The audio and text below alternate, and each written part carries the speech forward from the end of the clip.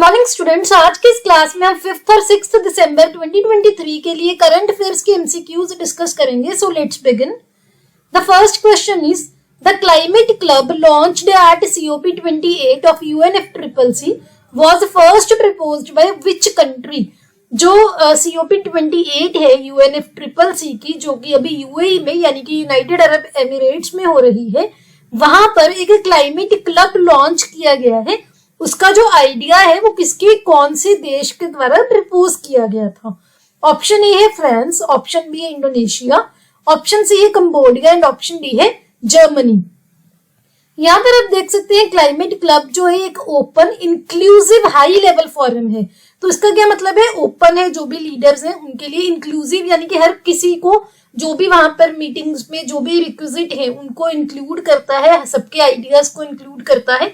High level की एक forum है कोऑपरेशन ऑन क्लाइमेट एक्शन के लिए, पर्टिकुलरली इंडस्ट्रीज की डीकार्बनाइजेशन के लिए. डीकार्बनाइजेशन होता है कि जो कार्बन एमिशन है उनको कम करना हो.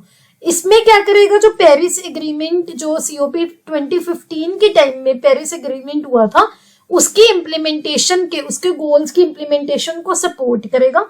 इसका जो आइडिया है सबसे पहले जर्मनी ने प्रपोज किया था. G7 समिट हुई थी जब 2022 की, उसके टाइम पे. तो ये पॉइंट इंपॉर्टेंट है, ध्यान रखना है. इसी के साथ आपके लिए क्वेश्चन है कि G7 के मेंबर नेशंस कौन कौन से हैं, आपको कमेंट सेक्शन में बताना है.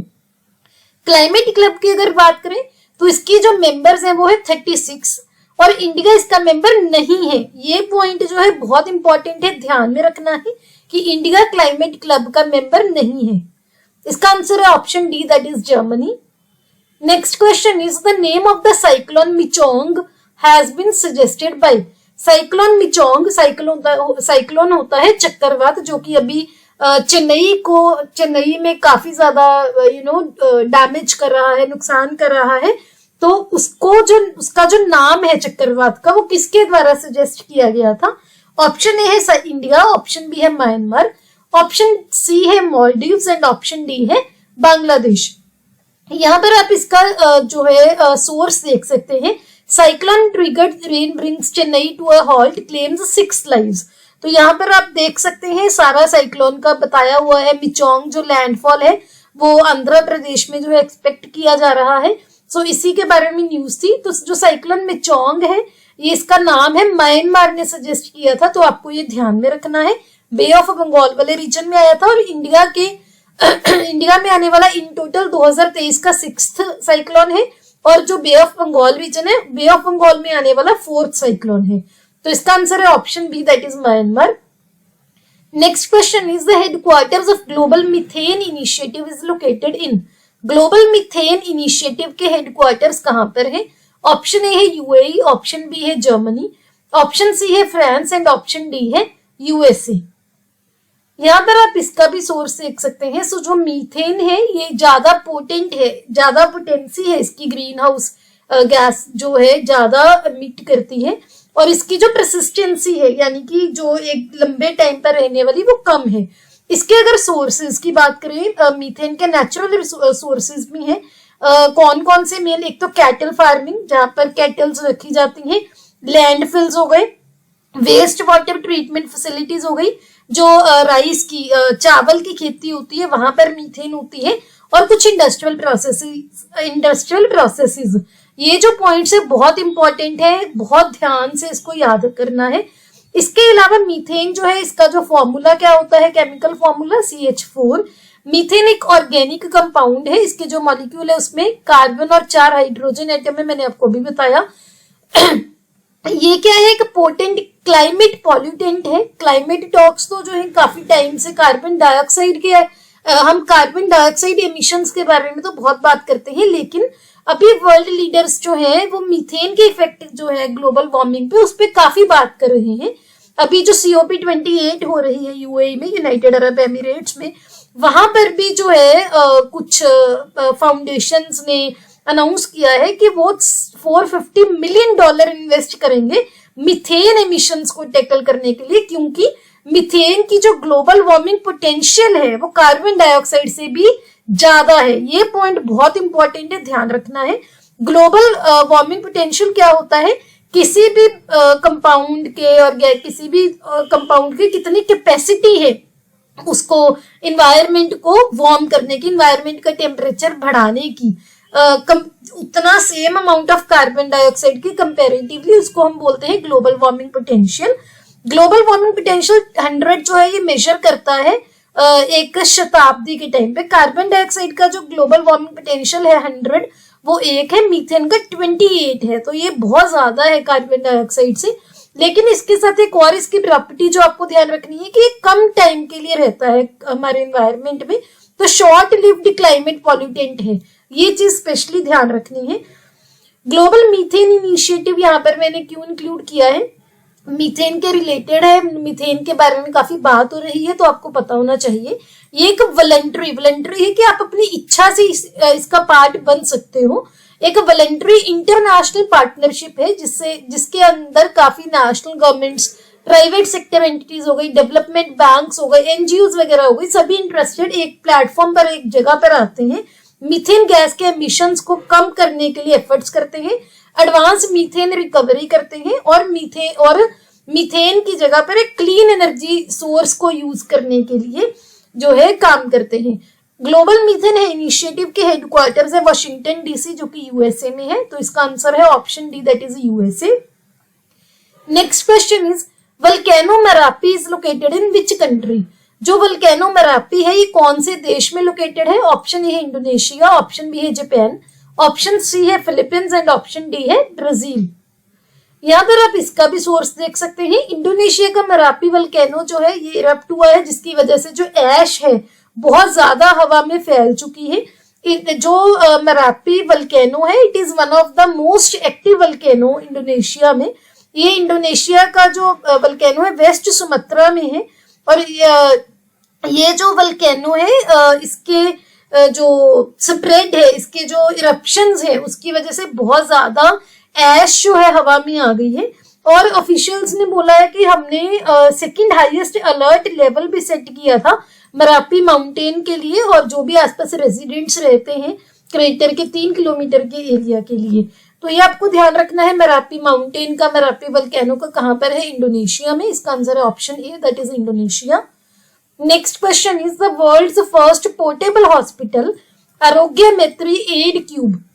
ये हमने पहले भी डिस्कस किया था जब इसका आइडिया पिच हुआ था। आरोग्य मैत्री एड क्यूब क्या है? दुनिया का पहला पोर्टेबल हॉस्पिटल है। पोर्टेबल होता है जिसको आप एक जगह से उठा के कहीं और लेके जा सको, मूवेबल हो। वो किसने डेवलप किया है? Option A USA, option B है नेपाल, ऑप्शन सी है इंडिया एंड ऑप्शन डी है श्रीलंका। यहाँ पर आप देख सकते हैं इसकी पिक्चर ऐसे ड्रोन के द्वारा कैरी किया जाएगा, ऐसे असेंबल होता है ये छोटे से एक यूनिट में जिसको आप एक जगह से दूसरी जगह कैरी कर सकते हो। ये इंडिया का है, दुनिया का पहला पोर्टेबल हॉस्पिटल है जो इंडिया में डेवलप हुआ है। रिसेंटली हरियाणा के गुरुग्राम में अनवील किया गया है। हमारे प्रधानमंत्री जी का एक एम्बिशियस प्रोजेक्ट है भीष्म, जिसकी फुल फॉर्म है भारत हेल्थ इनिशिएटिव फॉर सहयोग हित एंड मैत्री। उसी के पार्ट की तरह इसको डेवलप किया गया है। इसमें फुली इक्विप्ड ऑपरेशन थिएटर भी है, मिनी आईसीयू है, वेंटिलेटर्स हैं, blood testing equipment, X-ray machine, हर चीज है जो इमरजेंसी के टाइम पे एक जगह से दूसरी जगह जाकर इसको लोगों को हेल्थ केयर प्रोवाइड की जाएगी। 72 डिटैचेबल मिनी क्यूब्स हैं इसमें, 72 छोटे छोटे क्यूब्स हैं जो कि अलग अलग स्पेशलाइज्ड स्टेशंस हैं इमरजेंसी रिस्पॉन्स और ह्यूमैनिटेरियन एफर्ट्स के लिए। तो इसका आंसर है option C, that is India. बहुत इंपॉर्टेंट है, ध्यान रखना है। Next question is FIFA under 17 world cup 2023 has been won bye.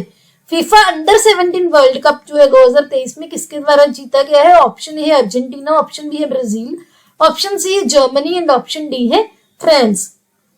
यहाँ पर आप देख सकते हैं फीफा अंडर 17 वर्ल्ड कप जो है ये जर्मनी के द्वारा जीता गया है। पहली बार जीता है जर्मनी ने फ्रांस को हराकर। ये जो वर्ल्ड कप है हुआ था इंडोनेशिया में। यहाँ पर आप पिक्चर भी देख सकते हैं, यहाँ पर मेंशन्ड भी है इंडोनेशिया और 2023 का चैंपियंस यहाँ पर इनकी ट्रॉफी लेते हुए की पिक्चर है। इसका आंसर है option C, that is Germany. Next question is the filter cake is seen in news, it is a by product of dash. Filter cake जो है रिसेंटली न्यूज में देखा गया है टर्म, ये किस चीज का बाय प्रोडक्ट है? ऑप्शन ए है राइस, ऑप्शन बी है व्हीट, ऑप्शन सी है जूट एंड ऑप्शन डी है शुगर केन। यहाँ पर आप देख सकते हैं फिल्टर केक या इसको प्रेस मड भी बोला जाता है। ये शुगर केन गन्ने की जो खेती होती है उसका ये बायो प्रोडक्ट है। इसकी हेल्प से हम कंप्रेस्ड बायोगैस सीबीजी जो है वो जनरेट कर सकते हैं।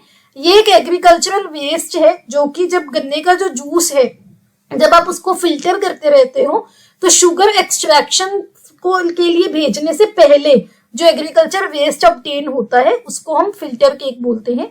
अभी क्या है जो मिल्स हैं इसको रिसाइकल करती हैं एक खाद की तरह, मेन्योर की तरह इसको कंपोस्ट करके और किसानों को सप्लाई करती हैं।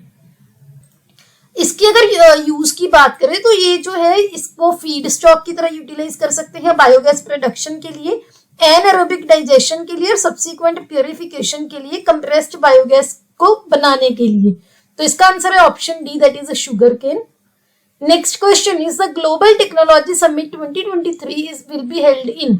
ग्लोबल टेक्नोलॉजी समिट 2023 जो है कहां पर होगी? ऑप्शन ए है जिनेवा, ऑप्शन बी है लंदन, ऑप्शन सी है दिल्ली एंड ऑप्शन डी है न्यूयॉर्क।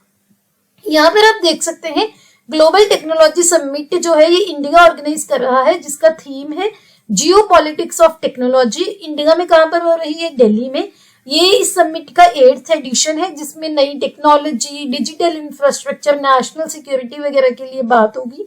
तो इसका आंसर है option C, that is Delhi. Next question is recently mission Daksh has been launched by. Mission Daksh किसके द्वारा लॉन्च किया गया है? ऑप्शन ए है उत्तर प्रदेश, ऑप्शन बी है मध्य प्रदेश, ऑप्शन सी है बिहार एंड ऑप्शन डी है वेस्ट बंगाल। यहाँ पर आप देख सकते हैं मिशन दक्ष जो है ये बिहार की सरकार के द्वारा लॉन्च किया गया है जिसका एम क्या है? 25 लाख बच्चों को सपोर्ट करना जो कि एकेडमिक चैलेंजेस फेस कर रहे हैं, जो भी स्टेट के सरकार के द्वारा स्कूल चलाए जाते हैं। मिशन दक्ष जो है, दक्ष की फुल फॉर्म है dynamic approach for knowledge and skill. ये एक इनिशिएटिव है जो कि specialized Hindi, mathematics and English classes पे फोकस करता है जो बच्चे 3rd क्लास से लेकर 8th क्लास तक के बीच में है। ये जो इनिशिएटिव है इसमें जो पहले मेजर्स लिए गए थे उसको फॉलो किया जाता है। जो स्टूडेंट्स हैं उनके पेरेंट्स के साथ इंटरेक्शन की जाती है। अगर कोई बच्चे की लो अटेंडेंस है, सरकार की क्या कमिटमेंट है एजुकेशनल चैलेंजेस को सॉल्व करने के लिए, उसको मल्टीपल लेवल्स पर डेमोन्स्ट्रेट किया जाता है। पेरेंट्स को भी इंक्लूड किया जाता है इसमें। तो इसका आंसर है option C, that is Bihar. ऐसी एग्जांपल्स आप कोट कर सकते हो। Next question is Syed Modi India international badminton tournament 2023 is being held in. Syed Modi India international badminton tournament है जो 2023 का कहां पर हो रहा है? ऑप्शन ए है दिल्ली, ऑप्शन बी है लखनऊ, ऑप्शन सी है कोची एंड ऑप्शन डी है मुंबई। यहाँ पर आप देख सकते हैं Syed Modi India international badminton tournament जो है ये लखनऊ में हो रहा है। ये जो टूर्नामेंट है उत्तर प्रदेश बैडमिंटन एसोसिएशन ने 1991 में स्टार्ट किया था। Syed Modi memorial badminton tournament की तरह जो कॉमनवेल्थ गेम्स चैंपियन थे सैयद मोदी, उन्हीं की याद में ये स्टार्ट हुआ था। तो ये इसका आंसर है option B, that is Lucknow.